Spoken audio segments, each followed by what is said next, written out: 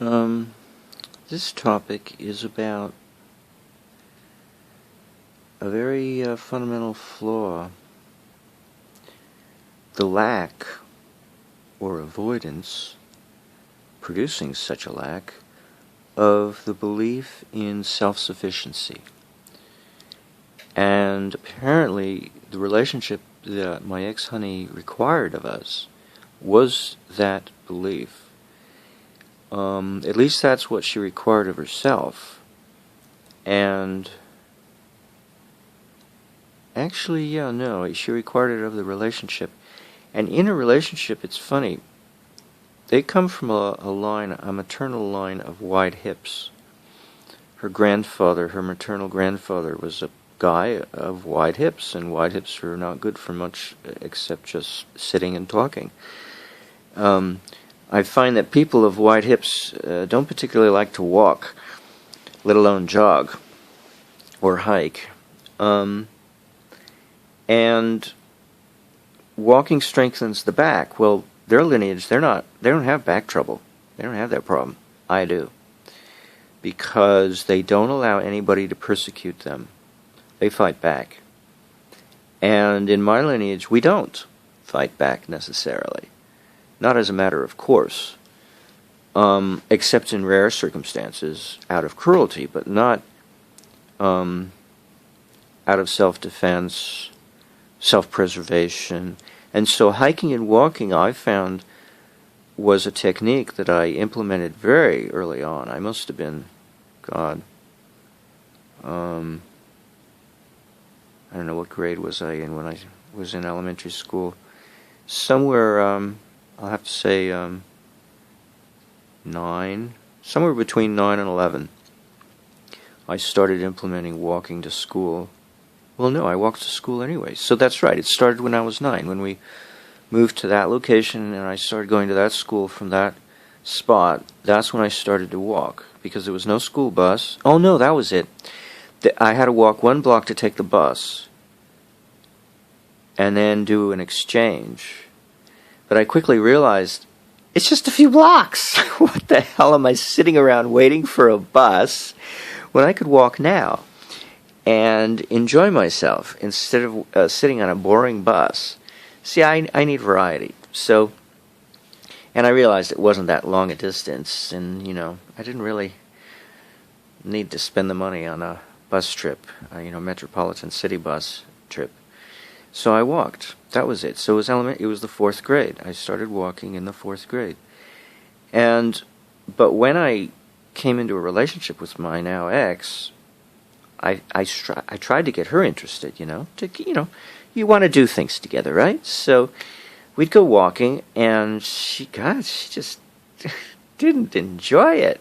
And we went to the beach, and I had a certain location, and I picked it because it was far from the parking lot, and so it was away from the madding crowd, as we say, the title of a movie, far from the madding crowd. It was a long walk, and when you're walking on dry sand, or even wet sand for that matter, but dry in particular, it's quite a workout for your legs, from your buttocks all the way, or probably your lower back, actually, from at least from the upper regions of your lower back all the way down to the tips of your toes. It's a good workout all the way along that distance of the body. But my ex-honey's mother and herself, they'd talk and walk so slow. And I'd go way ahead, and I'd plop the stuff down. I get their stuff and carry it another trip, and they're still walking so slow, and so they're just not into walking. So I stopped walking, and without realizing it, I think in hindsight, the relationship, my end of the relationship, or the relationship in general for that matter, went downhill from that point forward, because I couldn't sustain my side of the relationship because I lack automatic self-sufficiency belief. They apparently have it, or else they wouldn't have such big butts. I think that's it. Self-sufficiency is in the size of the hips, the butt. And we just assume stereotypically in our culture it's the women who have the wide butts, but men can have it too sometimes. and it does not lend itself for walking. But you almost don't need to, because you're self-sufficient. It's already built in. Oh, interesting. To me, it doesn't look very nice in a guy, especially. But even in a woman, I like to look at, pictures of women with narrow hips, not wide hips. Well, it's better for childbearing, yeah, but it's not very good for walking.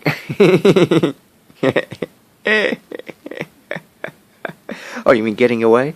No, keeping preoccupied, making life interesting. Travel. See, it's the simplest form of travel. It's probably why I never went traveling. It's a lot cheaper just to take a walk.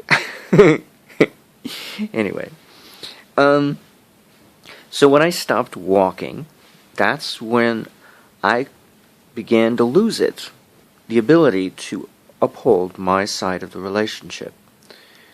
And then it was just a matter of time when I had to leave, because I couldn't stand the persecution, because my self-defense was walking. That kept me strong, and that kept me... It's kind of like streaking. You're never in one place long enough to be pummeled. And you walk it off so you don't hold it against anyone, because you don't retain it for very long. You walk it off. Especially good, of course, are inclines and declines. Walking on flatland is boring. It's got to have a good, nice, steep grade to it, for the walk to be really fulfilling, really gutsy.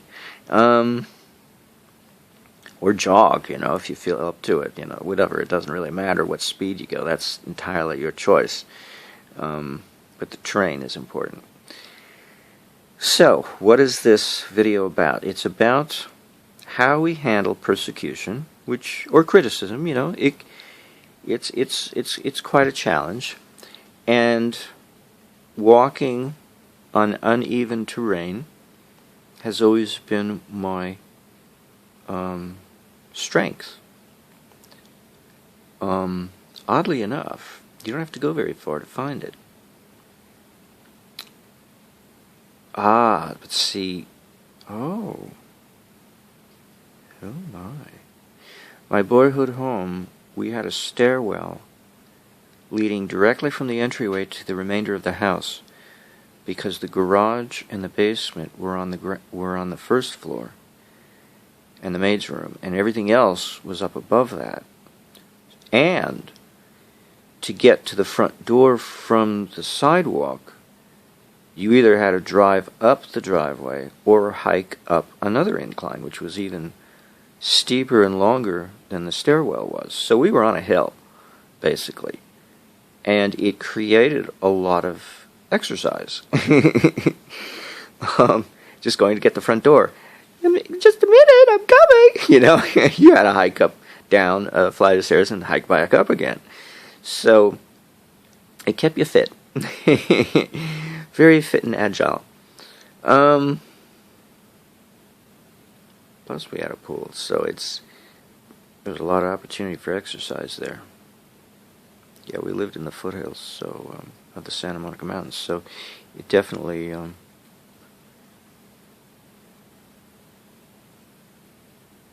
it created problems from that point forward, because I didn't know about hiking in the hills on my own, making a point to do it independently. And I was kind of lazy. I didn't like having to go somewhere else. But after that, I think I was in an apartment once that was on the second floor. But my mother, after that, picked a home to move into that was a one-story job, and so there was nothing to hike. So I had to leave the home anyway. So it's funny, I didn't care much for her booting me out of the house with my nudity, but it did get me to take hikes on an incline and decline,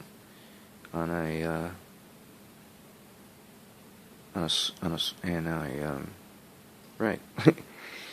So, that's interesting, because she was, it's hard to call it persecution, it's just denial, non-acceptance. Which isn't, it's not a form of cruelty. There's no cruelty when you're not accepted. It's just you're evicted. You and your behavior. are evicted, undergo eviction. Interesting. No wonder the neighbors didn't understand it. They were flatlanders. Yeah, I think when there's no challenge in life to the physicality, then they became weak. Yeah, it's a funny thing. They literally attacked themselves, if not each other, and they drew me into or they demanded to be drawn for me to be subservient to their karma, which was they didn't really challenge their physical bodies. I mean, the ones that did the persecuting did not challenge their physical bodies. They took it too easy. So that was it. You know, it's interesting. The Hunzas live in the Himalayas, and they have to hike every day down to the bottom of the gorge that they live at the top of to carry gravel back up to their terraced gardens because it keeps eroding down off their garden plot and, you know, back down the hill, and so they have to go back down the gorge to pick up their choice selection of clean gravel from the riverbed, or the sides of the river, to re-terrace and fill in the missing gravel in their terraced gardens, because that's the only way they can grow vegetables, is to create terracing, and they can't cut into the mountains, so they fill it out, or they fill it in with terraces. Probably composting. If it's just gravel, they would need to compost, I would imagine. Anyway, so they have to do a lot of hiking and carry heavy burdens, and it's no wonder they live to be a ripe old age. Just to survive, they've got to hike up and down a slope and carry a burden along with it. They don't carry their water. That they use troughs to carry their water from the edge of the glacier to their garden location, but their habitation location. And they have a sense of humor about themselves, and that, yeah, they have a good self-respect. So it is important to walk and hike, and not just on a flat land, but on a graded, or on an incline or decline. Yeah, there's not a single word for that, is there? On a slope, excuse me. That's a slope, right? Yeah, slope. That's a single word, okay. On a slope. So, the need to persecute others, and the vulnerability, the lack of a defense, a self-defense, or self-sufficiency as an act of self-defense, automated, spontaneous self-defense, can be built up by walking along a slope, up or down. And apparently it's automatically built into anybody with wide hips, which my ex-honey has plenty of. She's both a woman and from a lineage of wide hips. So they're extra wide. But in lieu of wide hips, you can substitute with walking, hiking, jogging, whatever. Something in which you use the legs. And on a flat land, I guess the substitute for an incline is the incline of dry sand, because becomes an incline as you rotate your foot forward, however you land, with your heel or whatever. But when you push off, you're creating a decline right there. And if you land with your heel, you're creating an incline. So you've got both an incline and decline in formation, in transition, as you walk on the movable dry sand. So you can create your own. They don't do that slope. They don't do that on treadmills, do they? You simply raise it or lower it, so you're never really running down a hill, which actually is good for the shin muscles, I think. Yeah, if I'm not mistaken. Which do need to be strengthened, not just the calves. So, tracks are not perfect. Running tracks, how about that? Yeah, I'm sure there's something else that's a substitute, I suppose. I don't know what. Yeah, it beats me. So it's just a question of being adaptable to any situation to come up with a solution. And it's not always easy to come up with a solution. What do you do when you're on a flat land and you don't have dry sand? I don't know. I don't know. Put springs on your feet? One in the front and one in the back? Maybe. Very stiff springs. I don't know. Pneumatic hydraulic devices? One under the ball of the foot and one under the heel? I don't know. New form of elevator shoes. Hey, I'm sure an inventor can come up with something. That'll be good. Boy, will that strengthen the muscles. Just walking around will be a workout. Wow. Because your foot will teeter in the forward-backward pivoting direction. How awesome is that? And there's resistance if it's hydraulic. Yeah, not springs. It would be a hydraulic system. And a lever pitched in the middle. Pivoted in the middle. Oh my goodness. And the hydraulics would go between the back piston and the forward piston. It would exchange itself back and forth so you could easily pivot. I wonder if anybody invented a shoe like that. That would be a very awesome invention. And you get your workout all day long, just walking around in your house. Well, you know, because we probably put in some distance in our home, but it's not a lot of distance. But this would get maximum efficiency out of it because it would pivot. It would give a strong workout, especially below the knee, but probably up above the knee as well, to some degree. Yeah, probably. Because you're unstable, so you have to use your muscles to try to get a grip on what essentially is a non-stable situation. You're no longer on flat land. You're walking on a waterbed. Uh-oh. That's pretty unstable. Anywho.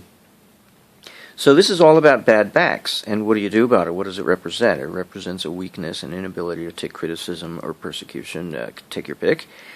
Constructive criticism, doesn't matter what.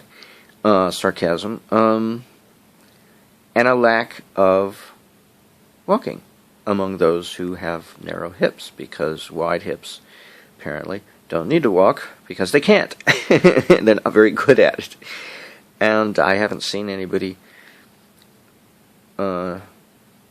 with wide hips who cannot take persecution or criticism without it just rolling off them like water off a duck, as Charlie would say, because, yeah, he says we have to develop that ability.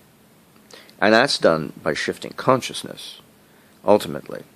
But to get there, before you get there, on the way, you do have to do a little something. You got to do whatever is required. You know, meditate to shift consciousness, that's a long-term goal. But there's still the short-term to deal with. Otherwise, you're sitting there with a bad back and decide, oh, I can't sit to meditate, and then there goes your long-term goal simply because you can't even pass through the short-term sufficiently enough to get to the long-term.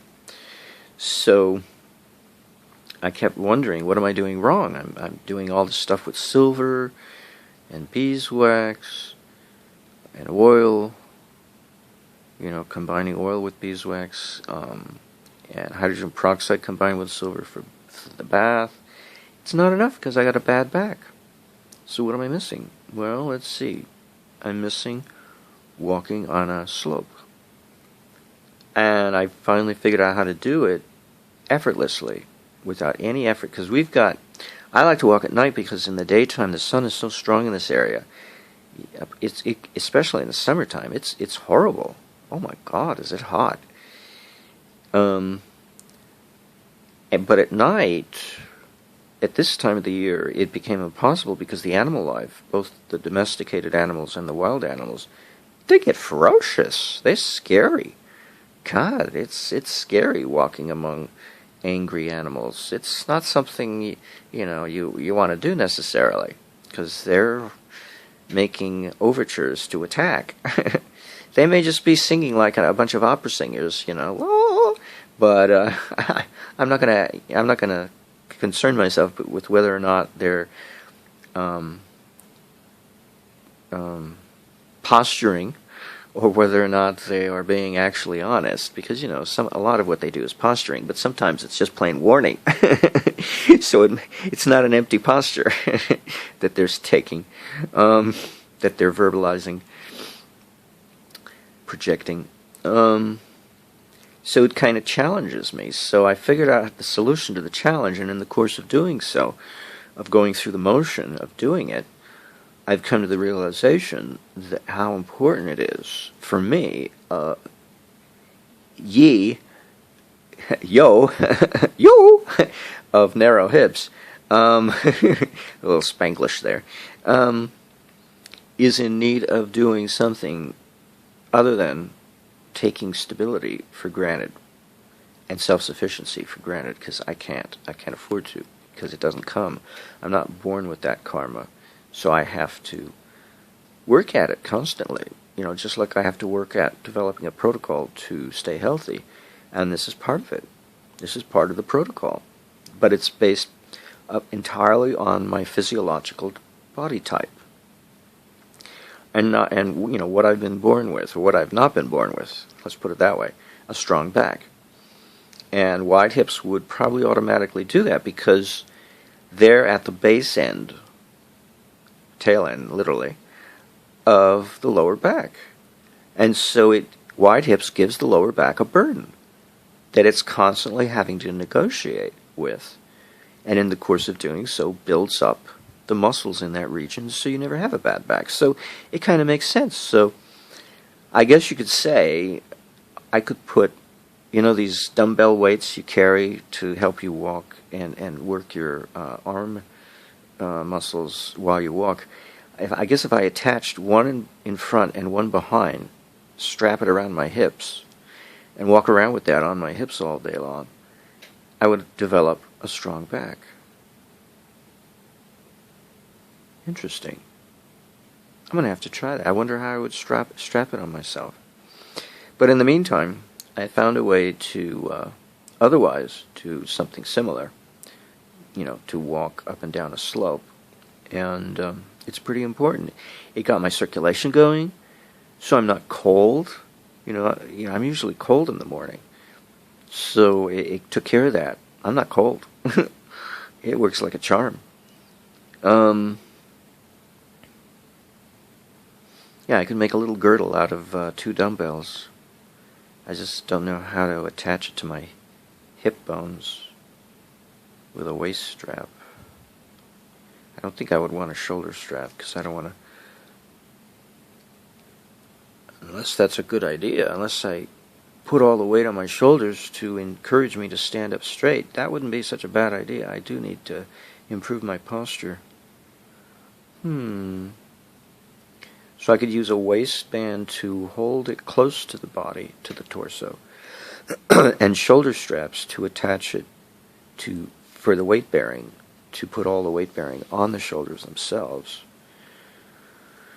So that's at least 3 straps, 2 long and 1 short, more or less. So I have to just come up with the strap material and the buckles, whatever kind of buckles are required, unless it's just tied off. A bed sheet could work as straps. I don't know, I'm going to have to think about what kind of strap material I would use. And then I have to tie it around the dumbbell too. Ooh, that might require duct tape. Oh wait, I can make a strap out of duct tape. And duct tape is cheap at the 99-cent store. There you go. Double-sided, so I would put 2 pieces of duct tape down, attached to each other to eliminate the sticky, and it would be doubly strong, and that's my strap. You'd have sharp edges, but it's flexible, so maybe I could do something to pad the edges, to soften the edges. I don't know if I need to do that or not. But duct tape would be the strap, and that would attach itself very nicely. Oh, I could make a nice gizmo, maybe.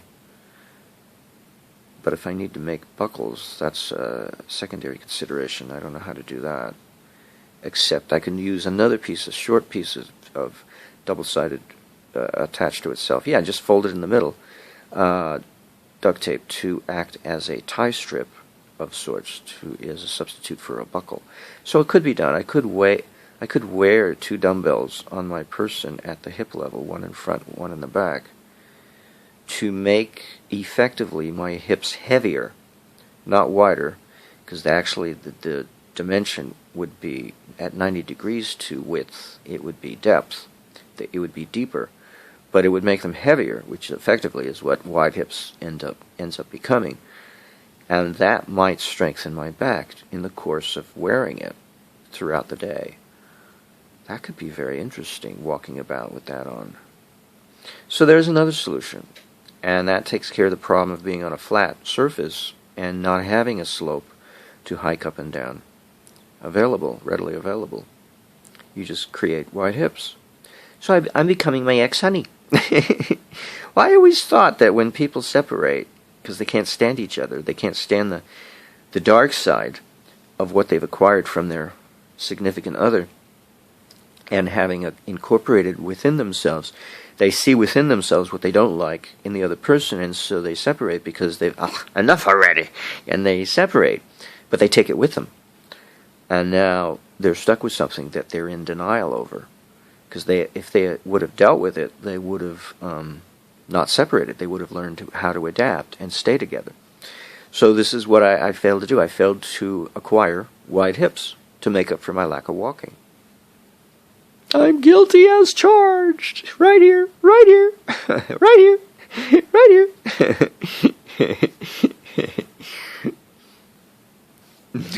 here. I got my homework. My mistake.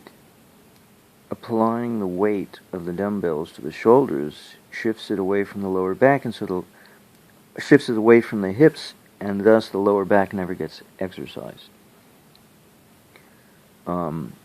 Actually, it might stiffen the back to put the weight on the shoulders. The whole point is to put the weight on the hips, not on the shoulders, to keep it low at the bottom end of the torso, because that'll put all the exercise on the legs, and there'll be no workout on the back itself, no strain applied to the back itself. So there's no chance for injury. So it has to be totally strapped onto the hip bones above the waist, or above the hip bones at the waist, onto the hip bones. It's the only way it would work. So I don't know. It may not work to even think about dumbbells to increase the mass and thus the weight of the hips. Walking it seems to be the only solution. So I don't know. Whatever. I tried. For me, the whole point of walking is to avoid fighting, to avoid arguing. It's not a question of running away. It's a question of avoidance, because I can think of better things to do, and walking is certainly one of them. So when I was a kid and I wanted to avoid arguing with my parents over how I disagreed with their dishonesty concerning their marriage and their dishonesty concerning my stepfather's business practices, rather than confrontation, I simply walked, jogged, ran, whatever, power walked. I didn't know how else to deal with an insolvable situation. So to me, that's what walking represents. It represents a joy. It represents joy instead of anger, and it replaces anger with joy, because it's something to be happy about, to have a body, to be able to use it and enjoy and get outdoors and enjoy the scenery. It's a lot better than confronting somebody over what you hate or disagree with, or would like them to stop and they refuse to, yada, yada, yada. I mean, that gets you nowhere. So walking has been... And if I couldn't walk, I fasted. So those were my two options to avoid confrontation. And it's not surprising that one lifetime ago I did extensive fasting, and 2 lifetimes ago I did extensive walking. Just as 2 examples. Because they work, They work because they don't try to fix what's not mine to fix. It's not... I mean, if it was mine, I could fix it. But just because I'm burdened with something doesn't mean I can fix it if I don't own it, if it's not mine. If it's somebody else's, then only they can fix it. If they refuse to, because they don't see it the same way, then we obviously have a disagreement, so there's nothing to fix. So that's literally, it's a way to recognize and give credence to the other point of view, that the one thing you can both agree on is that I don't possess it, you own it, we just disagree on what you're doing with it. But that's it. There's nothing more you can do, because it's not yours, so you can't fix it. It's not mine, I can't fix it. So the only thing to do is walk or fast, or both, if you can pull that one off. What else can you do? I mean, I'm sure there are other things you can do, but I mean, those were the things I turned to because they were readily available to me, and it didn't take any effort to figure that out. And all the effort was applied to the doing, so that I wouldn't do anything destructive, such as hate. Oh God, hatred was horrible. Depression, hatred, all those things are really not healthy. There wasn't any fear. No, it was more like anger. Anyway, so that's the other value to walking. So when you think about it, persecution is two-ended, and it's a problem either way, whether or not you're the victim, the receiver, or the sender. It doesn't. And what is persecution? It's just disagreement. That's all it is. And what would life be if people didn't have their own point of view? So it's not something that's wrong. The only wrong could be in how we deal with it, if we deal with it the wrong way, such that a backache could result, as an example, as the tail end of a long developmental progression of karma that evolved from giving it to eventually receiving it, and being in no position to be strong enough to receive it, such that it should turn into a back trouble. So it shows that throughout the entire thing, walking solves it. A lot better than fasting. I don't think fasting does much good. Oh no. Whoops. Blew that one. Gee, I could have done walking marathons, running marathons. I could have become a marathon runner. Instead, I fasted. Yeah, when you think about it, when people do a protest march, they walk too slow. Hey, try jogging with your sign. Oh, well, I'm going to have to... Shit, I don't want to carry the sign if I'm going to jog. Can you imagine that? And protesters in there shouting and throwing rocks. Try doing that jogging. It won't last, will it? So intention has everything. Do you intend to create a disturbance, or do you intend to exercise off the disturbing feelings that you're feeling? Jogging's great. I blew it, a whole lifetime of fasting. Oh my God, I blew it. I could have been jogging. Oh my God. I would have been in much better shape in this lifetime. Well, what can you do? I did it in this lifetime instead. I did manage to do some fasting because apparently it was needed. And I was already walking at the time, so I was doing both. I was fasting and walking. See? I guess fasting is an enhancement. But as a tool all by itself, it's a waste of time. But with something like walking, that's superb. Walking is superb. It definitely is, because it engages balance. Fasting doesn't engage balance. Quite the opposite. It creates imbalance. Yeah, walking does help to create balance between the two halves of the brain. Left foot, right foot, left foot, right foot. Yeah. Use both feet. So long as we have 2 feet, it's good to use them.